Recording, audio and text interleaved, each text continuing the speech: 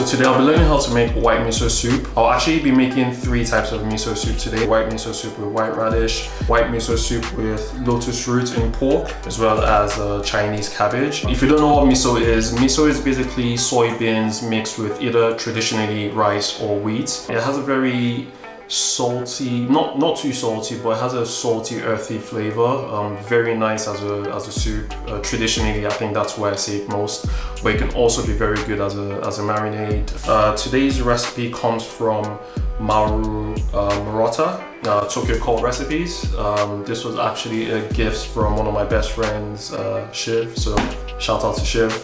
Let's get into it. So the first thing we're going to make is the base of the soup, which is made of dashi stock. It's made of kondo seaweed and bonito flakes or katsuobushi, basically dried, very thinly sliced smoked fish.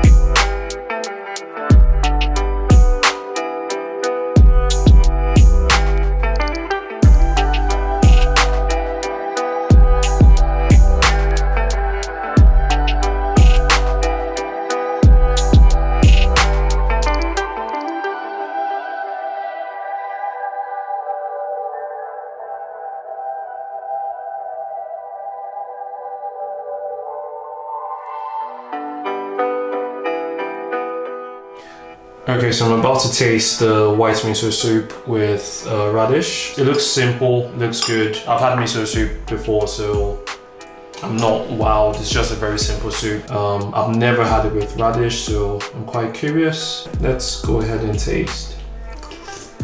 Yeah, so very simple.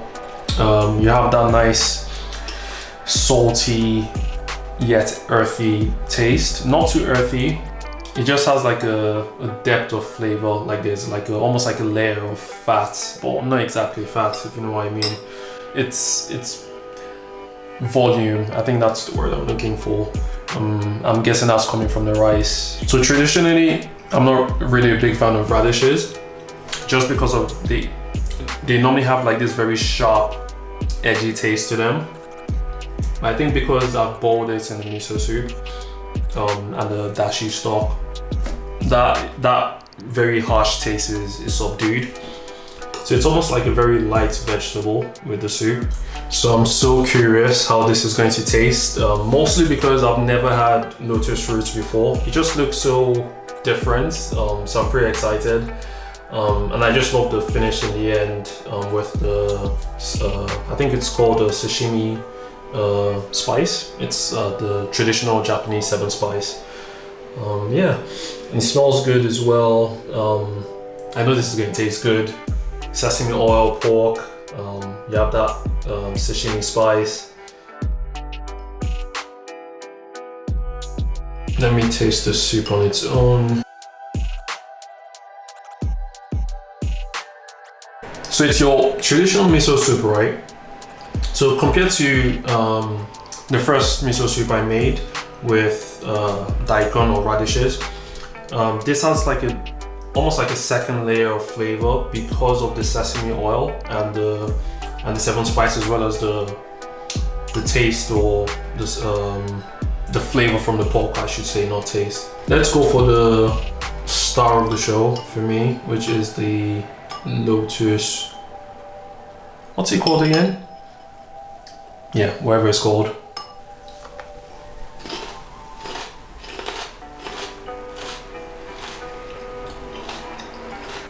Definitely a lot crunchier than I was expecting.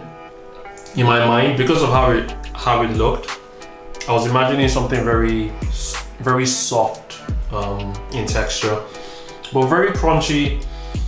And I was also expecting almost like a unique taste from it, but it's very light, almost like a daikon, but not quite. It's hard to explain. But yeah, that's interesting. I think I understand why the vegetable is a good option for this, because miso soups are traditionally very light starters, if I can describe them as that. So having something that has a very low note in terms of flavor, it's almost refreshing. Obviously the pork takes it to a different level, but yeah, this is different. And on to our taste test for our nice miso soup.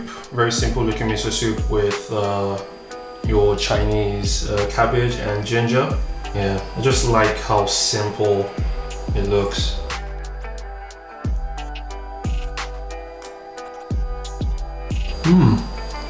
Okay, I wasn't expecting that.